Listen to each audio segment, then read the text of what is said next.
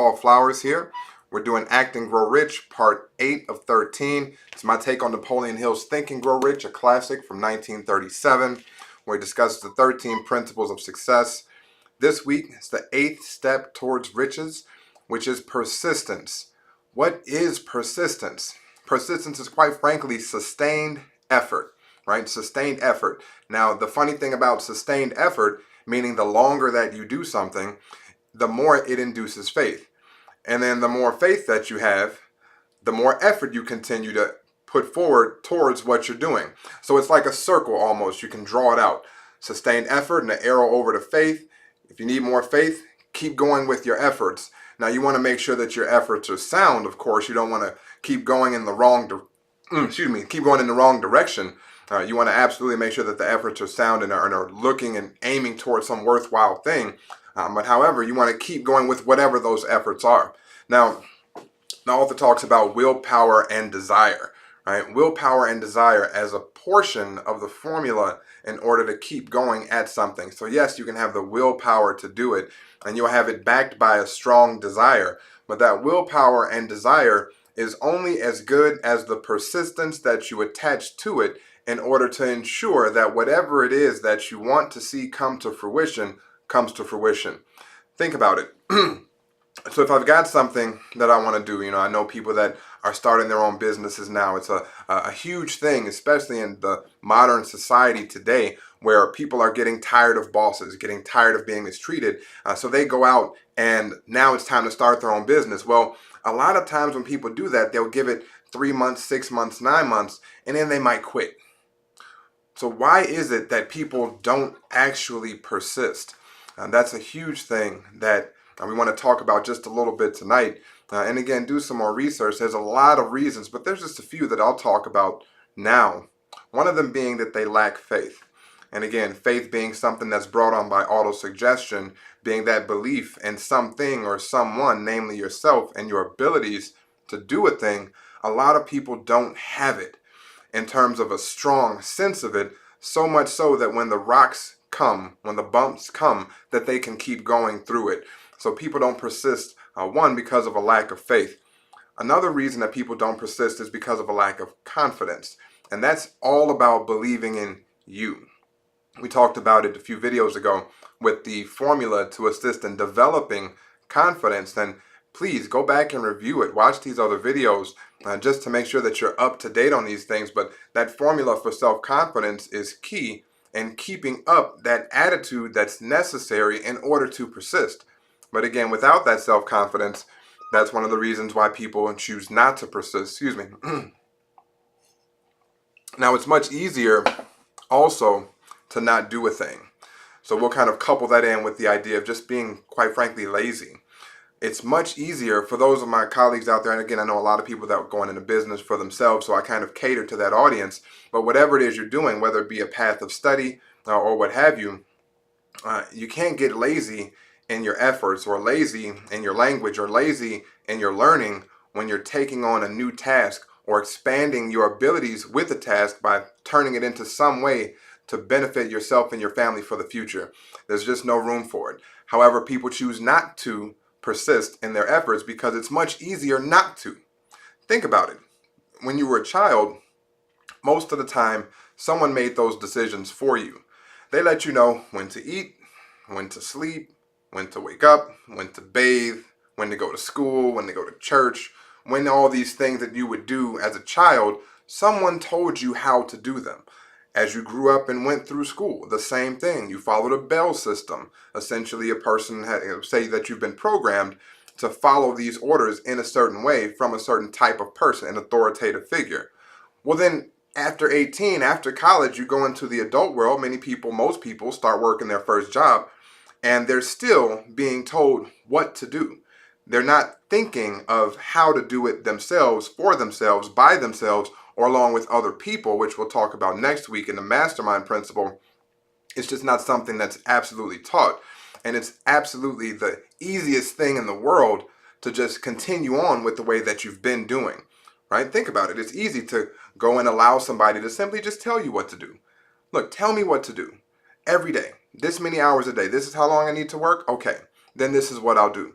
However, it's a different story when you're taking on that responsibility of putting those thoughts out there for what you want to bring into fruition. When you have to create those thoughts, when you have to make that schedule, that's a task, right? You've got a lot of big decisions to make. You've got people that you need to bring into the circle that you're going to have to learn to trust in order to assist you with whatever this endeavor is. Because regardless of what it is, you're going to have to work with other people, which is why this is one of the biggest skills that if you hadn't learned it, please take some time, read books like Dale Carnegie's How to Win Friends and Influence People and Robert Greene's 48 Laws of Power, right? Because you're going to have to learn how to work with people and how to have some internal power to balance yourself while you do so. A lot of times it takes humility. A lot of times it takes being humble. But to make these decisions to start and go out and do something on your own without having somebody over your shoulder consistently telling you what to do, how to do, what to think, and how to think, it's a lot of responsibility. And quite frankly, it's not for everybody. So it's entirely fine for the person that says, hey, I don't want that. I'd rather just go and do this 8 hours a day, 10 hours a day.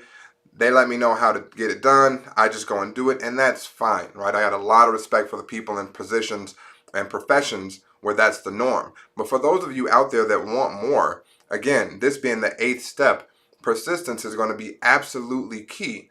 In order to bring your dreams and desires to fruition, you must persist. Another reason that people don't persist, that they have no purpose. They haven't taken the time, really that introspective type of time where you sit and you're not, in front of the screens, you're not watching movies and YouTube and music, but you sit and ask yourself, why are you here? Think about it for a moment. It's not meant to be this huge philosophical conversation, but take the time to ask, why are you here? What is it that you feel your purpose is? Again, we're not trained in purpose thinking, and it's something that's absolutely necessary and quite frankly should be instilled in school systems so where people can learn to think of why they're here, right? Looking inside themselves and what they want to bring to the world. What kind of value do you want to bring to the world? So people without purpose tend not to persist because there's no reason that's greater than themselves. Now, what it absolutely takes to persist, excuse me, is first an understanding that persistence is something that is developed over time. Persistence doesn't come in 36 hours. Great if you're doing a 48-hour fast, right? You're 36 hours through. Now, just again, everything has a relative time frame to it. But typically for long-term projects, right, persistence takes time.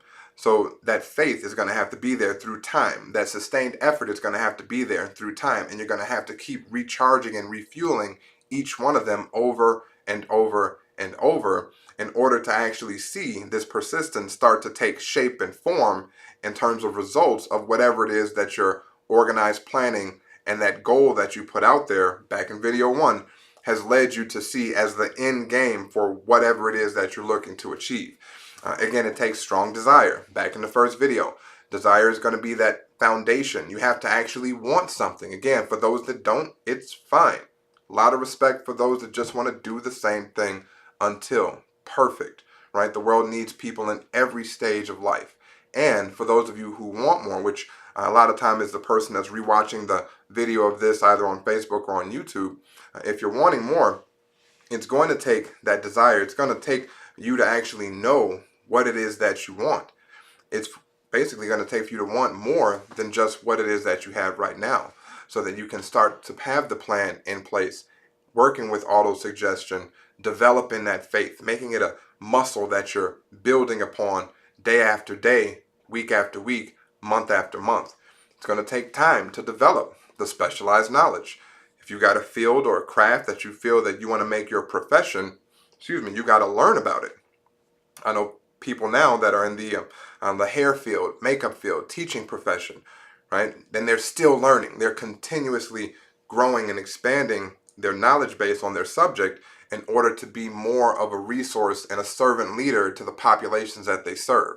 So it takes a continual effort to continue learning to be able to be of service to those people that you want to serve in the future. Now, again, think about that end game. You have to know what that end game is, to have planned it out and been able to put some logical steps in place to be able to actually see a pathway to getting to this end.